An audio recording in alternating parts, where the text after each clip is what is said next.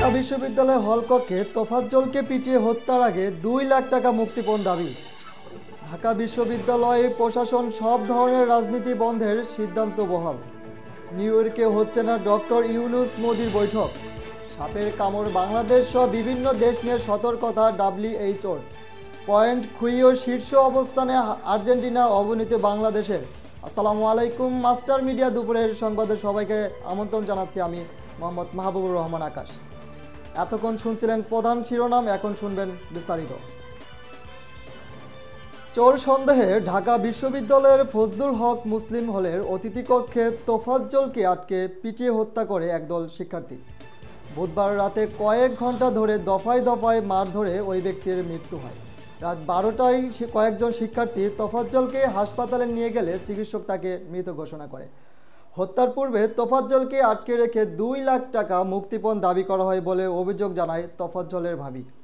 অন্যদিকে ঢাকা ও জাহাঙ্গীরনগর বিশ্ববিদ্যালয়ের একই দিনে দুজনকে পিটিয়ে হত্যার ঘটনা ঘটায় দেশ জুড়ে তীব্র ক্ষোভের সৃষ্টি হয়েছে।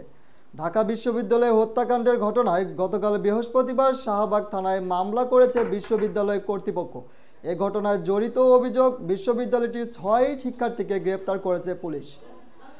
এদিকে ঢাকা বিশ্ববিদ্যালয় ক্যাম্পাসে পরবর্তী নির্দেশ না দেওয়া পর্যন্ত শিক্ষার্থী, শিক্ষক, কর্মকর্তা, কর্মচারীদের সব ধরনের রাজনীতি বন্ধ রাখার সিদ্ধান্ত নিয়েছে বিশ্ববিদ্যালয় প্রশাসন।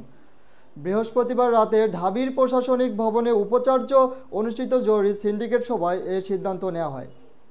এবারে আন্তর্জাতিক। যুক্তরাষ্ট্রের নিউ ইয়র্কের জাতিসংঘের সাধারণ পরিষদে অধিবেশনের ফাঁকে বাংলাদেশের অন্তর্বর্তীকালীন সরকারের প্রধান উপদেষ্টা ডক্টর মোহাম্মদ ইউনূস ও ভারতের প্রধানমন্ত্রী নরেন্দ্র মোদির মাঝে বৈঠক হওয়ার সম্ভাবনা নেই। বিষয়টির সঙ্গে সম্পৃক্ত এমন কর্মকর্তারা এই তথ্য জানিয়েছে।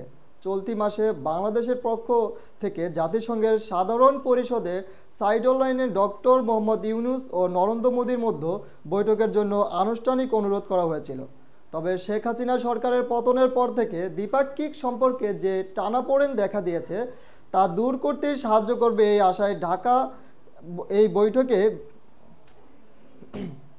বন্যার কারণে বাংলাদেশ সহ বিভিন্ন দেশে বিষধর সাপের প্রকোপ বাড়ছে। পর্যাপ্ত অ্যান্টিভেনমের ঘাটতির কারণে সাপের কামড়ে মৃত্যু ঝুঁকির বিষয়ে সতর্ক করেছে বিশ্ব স্বাস্থ্য সংস্থা WHO। জাতিসংঘের স্বাস্থ্য সংস্থাটি হিসেবে প্রতি বছর বিশ্বে প্রায় 27 লাখ মানুষ বিষধর সাপের কামড়ে আক্রান্ত হন। এর মধ্যে মারা যান 1,38,000 মানুষ।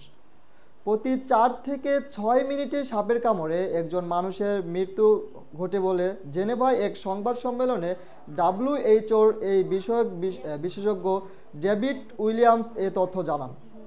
এবারে খেলার খবর, ফুটবল। সবশেষ ফিফা উইন্ডোতে 2টি ম্যাচ খেলেছে বিশ্ব চ্যাম্পিয়ন আর্জেন্টিনা।